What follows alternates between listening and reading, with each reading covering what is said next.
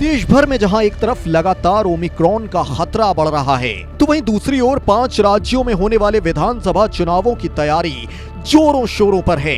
सभी दल अभी से बड़ी बड़ी रैलियां आयोजित कर रहे हैं और इन नेताओं की रैलियों में भारी भरकम भीड़ उमड़ रही है, जिस वजह से आगामी चुनावों को लेकर कई तरह के सवाल उठ रहे हैं। इस बीच चुनाव पर मुख्य निर्वाचन आयुक्त एसवाई कुरैशी का बयान सामने आया है।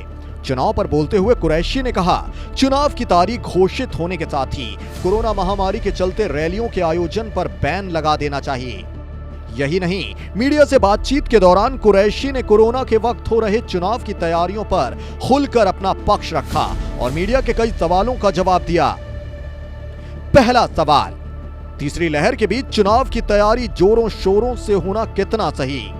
इस सवाल पर कुरैशी ने कहा कि महामारी के दौरान कई मुल्कों में चुनाव हुए हैं। अपने यहां भी बिहार से लेकर बंगाल और केरल से लेकर तमिलनाडु तक कई राज्यों में विधानसभा के चुनाव हो चुके हैं। कोविड-19 संबंधी दिशा निर्देशों के मुताबिक यदि चुनाव कराए जाएं, तो कोई दिक्कत नहीं है। रैलियों का आयोजन खतरनाक है, ये तुरंत बंद होनी चाहिए। दूसरा सवाल, दिन में नेता बड़ी बड़ी रैलियां कर रहे हैं और रात में सरकारें कर्फ्यू लगा रही हैं। ऐसे में संक्रमण का फैलाव कैसे रुकेगा? इस पर कुरैशी ने कहा कि यही बात है, दिन में रैली और रात में कर्फ्यू का कोई मतलब नहीं होता है। इससे तो कोई समाधान निकलने वाला नहीं है, इससे संक्रमण थोड़ी ना रुकने वाला है। तीसरा सवाल, निर्वाचन आयोग को ऐसा क्या करना चाहिए कि चुनाव भी संपन्न हो जाएं और संक्रमण भी कम से कम फैले?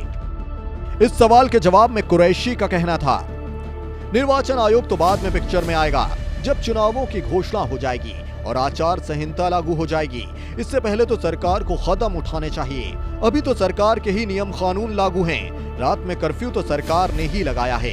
सरकार को चाहिए वो इन रैलियों के आयोजन पर रोक लगाए। चुनावों की घोषणा के बाद निर्वाचन आयोग का पहला काम इन रैलियों पर प्रतिबंध लगाने का करना चाहिए।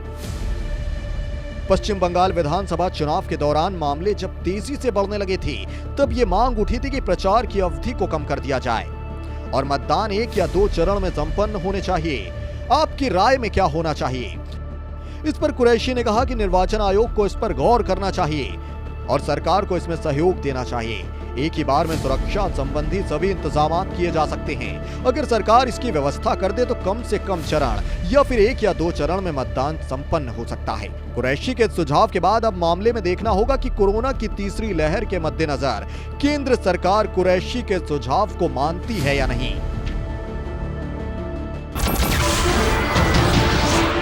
नमस्कार, मैं हूं मानक गुप्ता। अगर आपको हमारा ये वीडियो पसंद आया हो तो इसे लाइक और शेयर जरूर करें और हाँ, हमें सब्सक्राइब और फॉलो करना ना भूलें ताकि आप देश और दुनिया की कोई खबर मिस ना करें। तो जुड़े रहिए हमारे साथ और देखते रहिए न्यूज़ 24।